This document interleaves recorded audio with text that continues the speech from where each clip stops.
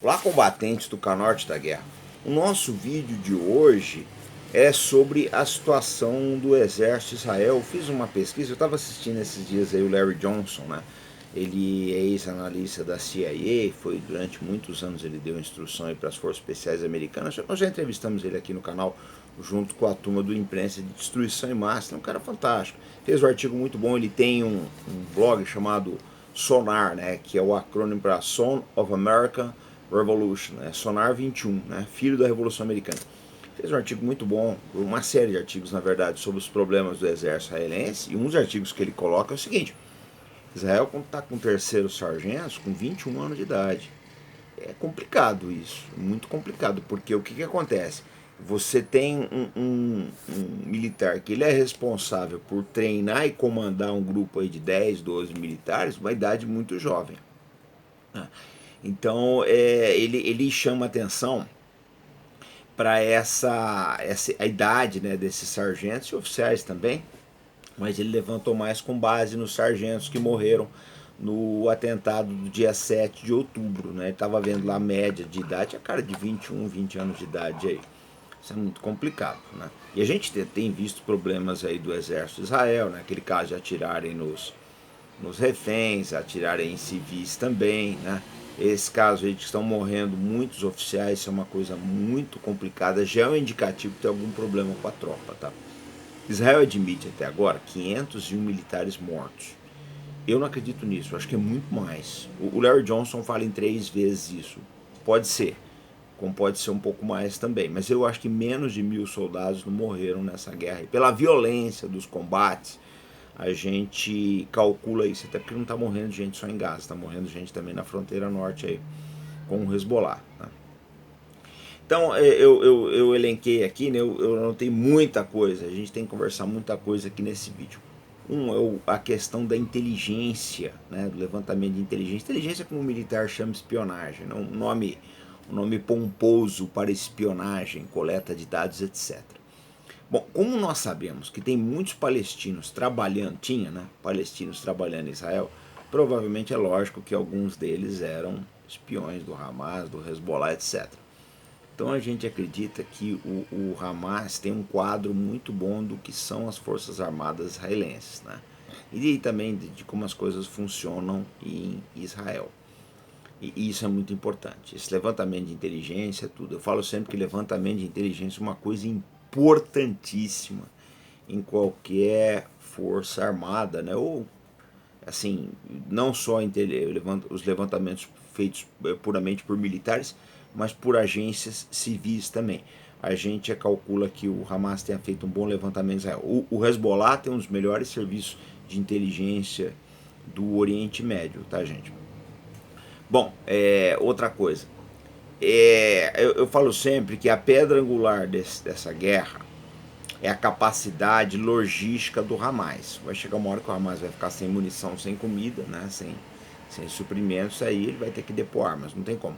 Eu estava fazendo um estudo sobre o levante de Varsóvia, né, em agosto de 44. São 2 levantes, tá, gente? Tem o levante do gueto, que é 43, e o levante da resistência polonesa em Varsóvia, que é 44.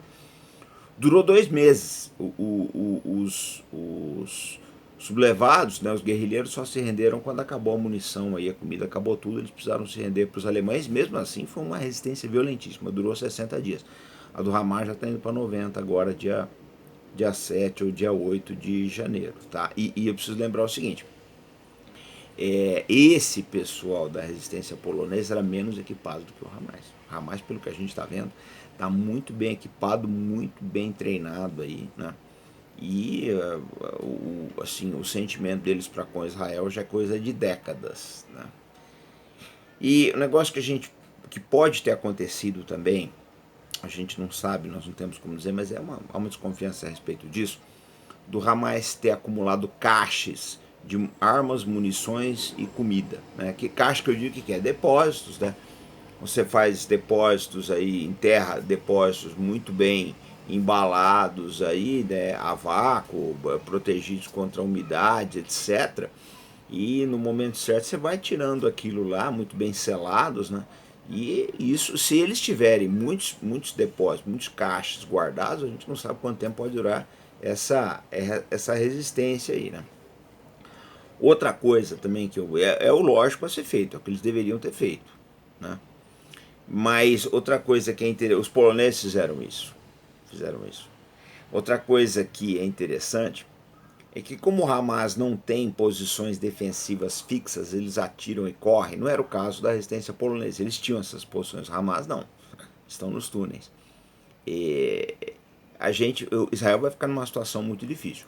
Quando a resistência polonesa migrou para os esgotos de Varsóvia, né, cheio de excrementos, etc., ficou muito mais difícil para os alemães combaterem eles. Tem um filme do Andrzej Wajda, ele é polonês, de 1957, chamado Canal, que mostra, esse é um filme preto e branco que mostra essa resistência nos esgotos, né? Então, o que acontece? Fica difícil para o exército israelense combater isso, porque basicamente você vai ter que fazer a busca e destruição, você tem que procurar o inimigo, e é complicado. Quando você tem que procurar, você não sabe onde o inimigo está, você precisa procurar ele, provavelmente ele vai te ver primeiro. Isso é uma regra da guerra, gente. Se você tiver que procurar o inimigo, a possibilidade dele te achar primeiro é muito grande e te dar um tiro. E outra, gente, isso eu já bati várias vezes, eu torno a dizer, uma boa parte dessa tropa de Israel era a tropa de controle de fronteira, revistar mulheres, crianças, dizer quem entra e quem não entra. Essa tropa ficou muito tempo fazendo isso. Para você migrar, né, de uma tropa de ocupação para uma tropa de combate é um negócio complicadíssimo. Eles devem ter ficado viciados nisso. E aí a gente vê todos os problemas que nós estamos enfrentando, eles estão enfrentando ali. Tem gente que diz que os hospitais próximos de Gaza, Ashkelon, etc., estão lotados. A gente vê toda hora helicópteros israelenses voando de Gaza para esses hospitais aí. É muito complicado. O tipo de guerra que se faz aí, que se usa muito IED, né, dispositivos eletrônicos improvisados, você tem muita mutilação. Muita mutilação. Os americanos tiveram muitos problemas assim no Iraque e no Afeganistão. Então a gente vai ver nos próximos anos muita gente mutilada aí em Israel. Vamos lá, vamos ver o outro problema aí, é o problema de disciplina também, né? Porque a gente vê algumas coisas, a gente vê alguns vídeos que as tropas de Israel divulgam, que eu acredito que foram feitos completamente à revelia dos oficiais.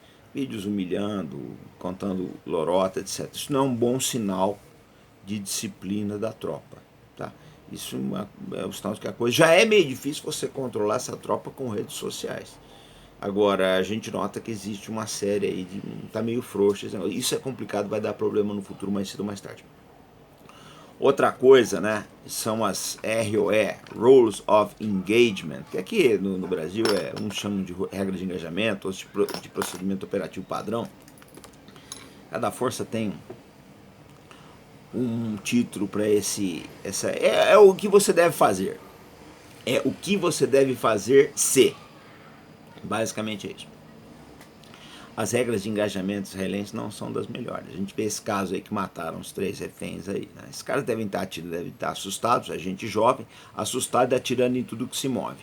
E o que leva também à conclusão que a reserva israelense ela não é tão boa como se falava, não.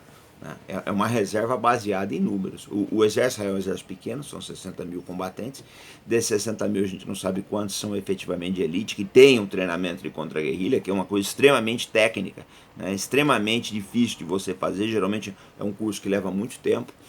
Então o que acontece? Você vai ter problema de usar esses recrutas aí. Eu acho que hoje o moral do recruta israelense já não está tão bom quanto estava há 2 meses e meio atrás. Isso aí, se for feito uma pesquisa, eu não sei não o que vai dar. Outro problema é o problema de liderança, né? Porque, como tem um discurso agressivo que já vem de cima, vem do Netanyahu, do Yoav Gallant, que é o ministro da Defesa, isso vai refletir na tropa e você vai ter problemas muito grandes. A gente não sabe, olha, há alguma coisa de complicado com a atuação do exército Israel, porque é o seguinte, está morrendo muito oficial e sargento. Então, das duas, uma. Ou a tropa não está dando cobertura para esses caras, ou o Hamas está escolhendo em quem atira. Percebe quem é o líder da fração e atira nele. Pode estar acontecendo uma dessas duas coisas. Mas não é muito normal a quantidade de oficiais e graduados que estão morrendo aí nessa guerra, né? E a gente tem o problema, que eu já comentei aqui, esse problema da maturidade, né? É uma coisa muito complicada, porque eu sempre coloquei o seguinte, que principalmente o oficialato nas Forças Armadas, ele é formado de duas coisas: sacerdócio e maturidade.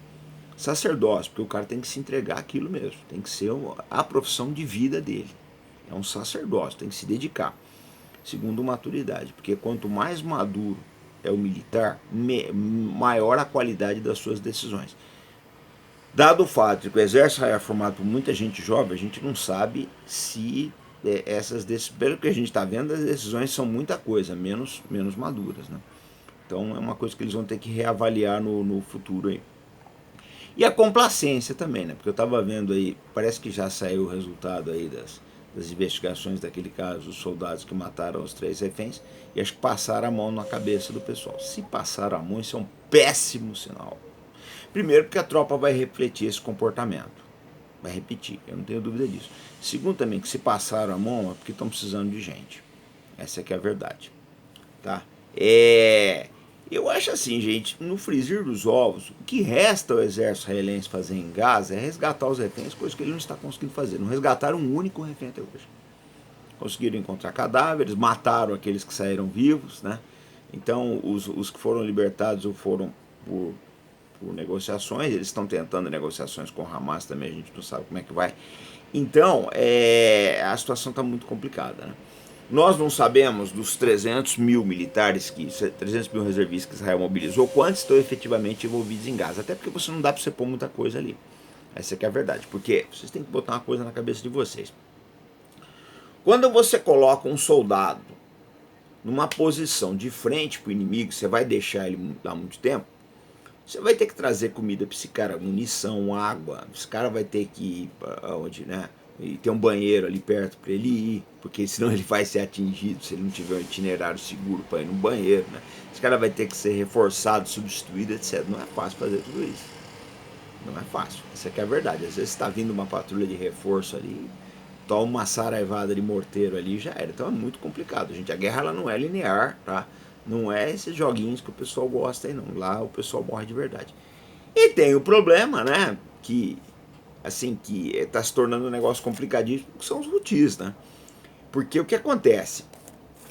Quando os Houthis do Iêmen começaram a fechar a rota do Mar Vermelho, no começo ninguém sente nada. Que nem picada de cobra, na hora não vai doer. Depois você vai sentir os efeitos dela, vai chegar uma hora que vai cair. E os efeitos já começam a se fazer sentir. Essa aqui é a verdade, né? Ele vai acabar gerando problemas muito sérios aí sérios para a Europa, né? Para o norte da África, Egito, para Israel, então nem se fala. Porto de Eilat tá as moscas. Eu vi parece que tem uma coalizão de países árabes aí que vão fazer reabastecimento de caminhões para Israel. Forget about, isso não funciona.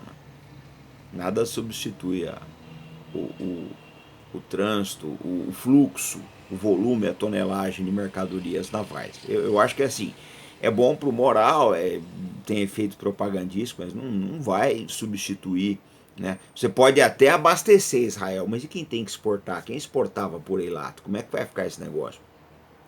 Então tudo isso é muito complicado, gente. O cenário é extremamente complexo. Ontem atacaram mais um navio aí, ontem dia 26, atacaram, dia 26 não, ontem não, antes de ontem. Dia 26 atacaram mais um navio no Mar Vermelho, então isso prova aquilo que eu já falei para vocês. O fato da Marinha Americana estar lá não garante que esses navios não vão ser atingidos. Você garante uma resposta, você garante que alguns drones e mísseis você vai desviar, mas você não garante que você vai defender o navio contra uma saraivada, um enxame, né? Então, eu acho isso muito complicado. Eu acho isso muito complicado. Tudo que está acontecendo ali é bastante complicado. Eu acho que Israel vai sofrer muito com essa guerra. A gente não sabe como ela vai se arrastar, tá? Eu acho que esse ataque que Israel fez contra um general iraniano na Síria aí, foi feito para tentar atrair o Irã para a guerra, porque os Estados Unidos entrariam do lado de Israel, mas nem o Irã mordeu a isca, nem os Estados Unidos estão muito dispostos a fazer guerra com o Irã. Eu acho que os Estados Unidos vão até onde podem, né? Vai chegar uma hora que vai ficar difícil. Vai ficar difícil a coisa seguir, até porque eu falo sempre que agora em 2024 nós temos eleições. Então, Em resumo, é isso que eu queria falar para vocês. Eu vou deixar aqui agora o link, tanto com a entrevista do Larry Johnson, como com os artigos do blog dele, vocês leiam, porque é muito interessante, tá? Essa guerra, ela sepultou definitivamente o mito da competência do exército Israel. Nunca mais vai voltar a ser a mesma coisa. Ele mostrou que era, efetivamente, um exército como qualquer outro aí, né? Com uma série de deficiências que eles vão ter que sanar ao longo dos anos. Mas para isso, eles vão precisar acabar com essa guerra. Até lá, é trocar o pneu com o carro andando.